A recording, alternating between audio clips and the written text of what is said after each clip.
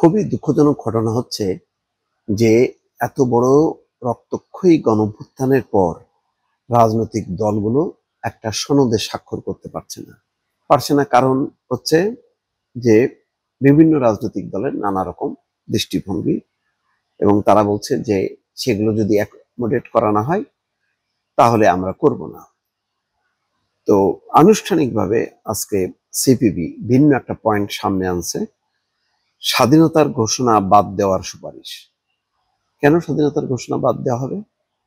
এটা তো part of বাংলাদেশের জন্মের ইতিহাস।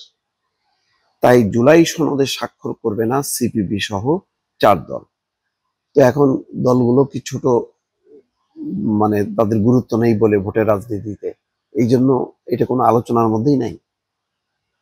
বাংলাদেশের কমিউনিস্ট পার্টি সিপিবি ঐতিহ্যবাহী দল, বাংলাদেশের সমাজতান্ত্রিক দল একই, বাসদ মার্ক্সবাদী এবং বাংলাদেশ জাসদ, দেখেন এই 4টাই পুরনো রাজনৈতিক দল। তাহলে তাদের মতামত বক্তব্যটা শোনা হলো না কেন, বা তাদের বিষয়গুলো অন্তর্ভুক্ত করা হলো না কেন?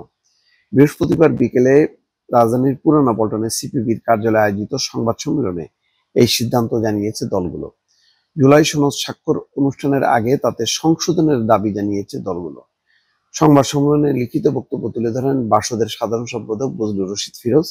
তিনি বলছেন, মাননীয় উপদেষ্টা ঐকমত্য কমিশনের যাত্রার উদ্বোধনী অনুষ্ঠানে বলেছিলেন, সব দল যেসব বিষয়ে একমত হবে শুধু সেইগুলোই ঐকমত্য হিসেবে বিবেচিত হবে। সত্য, আমরাও প্রধান উপদেষ্টার সঙ্গে একমত পোষণ করেছিলাম এবং ঐকমত্য কমিশনের সব সভায় উপস্থিত থেকে আমাদের মতামত ব্যক্ত করেছি। কিন্তু জুলাই সনদের যে চূড়ান্ত কপি গত 14 অক্টোবর আমাদের কাছে পাঠানো হয়েছে, সেখানে দেখলাম সর্বসম্মত বিষয় ছাড়াও নোট অফ ডিসেন্ট অর্থাৎ ভিন্নমত দেওয়া প্রস্তাবগুলো সনদে যুক্ত করা হয়েছে। আমাদের দেওয়া নোট অফ ডিসেন্ট গুলোর কারণও যথাযথভাবে লিপিবদ্ধ হয়নি।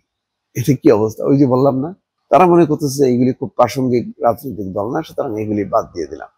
কিন্তু তাদের এইসব রাজনৈতিক দলগুলোর ইতিহাস, ঐতিহ্য, অভিজ্ঞতা এগুলো অবশ্যই মূল্যায়ন করা উচিত ছিল।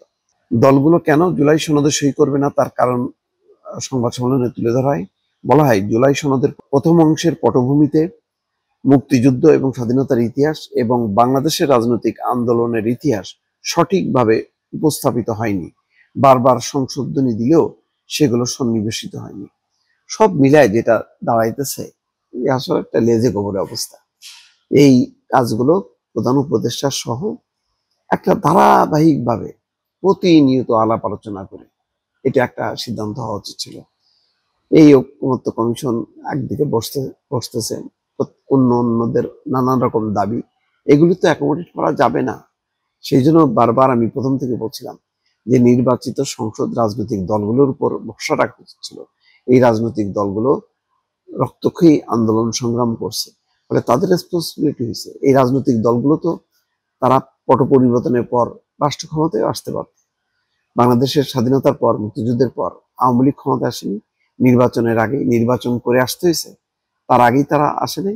তো এই রাজনৈতিক দলগুলো আন্দোলন করছে, অথচ তারা কেন ছিটকে পড়ে গেল?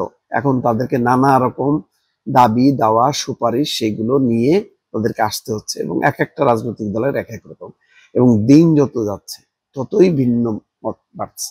শেষ পর্যন্ত ভালো হলো না, এন্ড রেজাল্টটা খুব খারাপ হচ্ছে। এবং বেশি না, 1 বছর অল্প কয়েক দিনের মাথায় এসে এই অবস্থা। এতে হাসতেছে কে? কে লাভবান হচ্ছে?